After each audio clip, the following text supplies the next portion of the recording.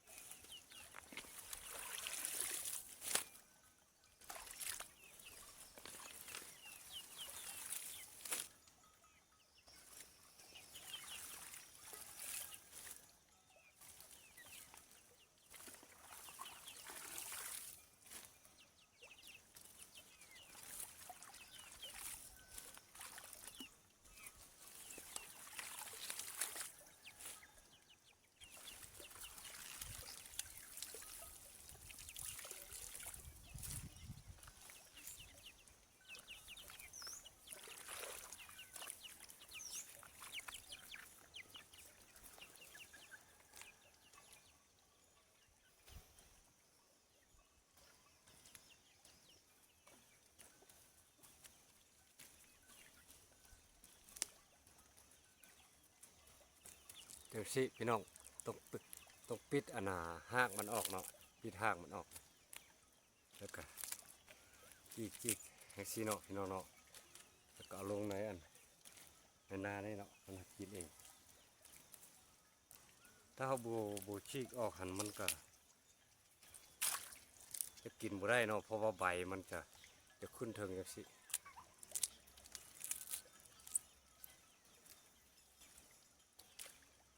พวกปลานิลเด้อน้องปลานิลปลานิลแล้วก็มีปลากินหญ้าเนาะมันจะกินผักตบพี่น้อง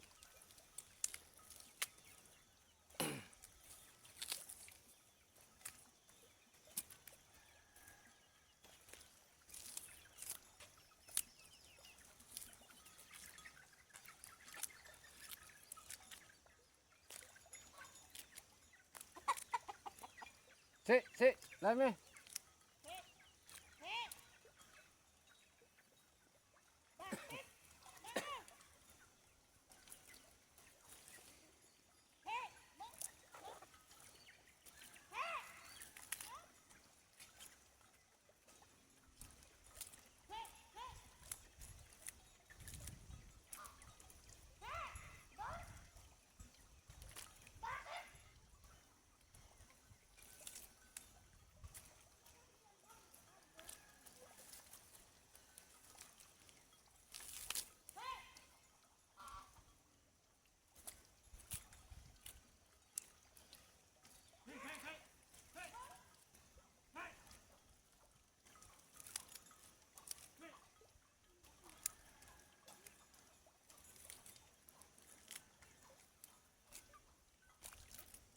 ใช้ฟัดได้ไหม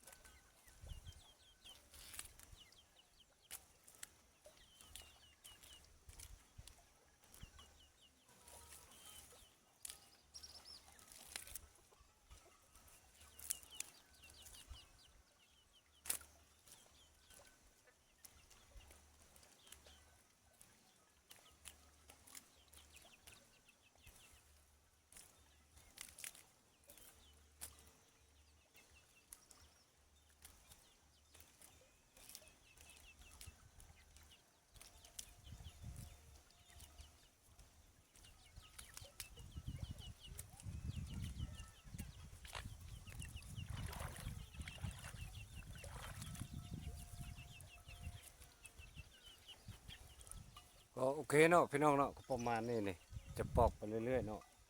แต่ทีมใช้ไปซี่มันเอามากินในนานี่นะป่าเนาะว่าผักตบนี่เขาปลูกไว้ให้ป่าให้หมูเนาะให้ไก่ให้เป็ดให้ไก่ก็ดีแต่ว่าให้เป็ดให้ไก่นี่ต้องได้ไปบดซะก่อนแต่ว่าป่านี่มันจะบ่ต้องได้บดเนาะนี่ซีกออกแบบซี่เนาะปิดหางมันออกแล้วก็จีกออกแล้วก็วางซี่เดียวมันมากินเองเนาะป่านะฮะน่ะก้อยมีป่ากินหญ้ามันจะมากินผักตบเองเนาะเดี๋ยวช่วงนี้ก็จะเป็นพวกผักตบพวกแหน่จีนเนาะอันนี้เนาะปลูกไว้ให้มันกินเนาะก็เป็นอาหารลดต้นทุนทั้งหมดเนาะพี่น้องเนาะเอาโอเคโอกาสหน้าค่อยพบกันใหม่เนาะพี่น้องเนาะสบายดี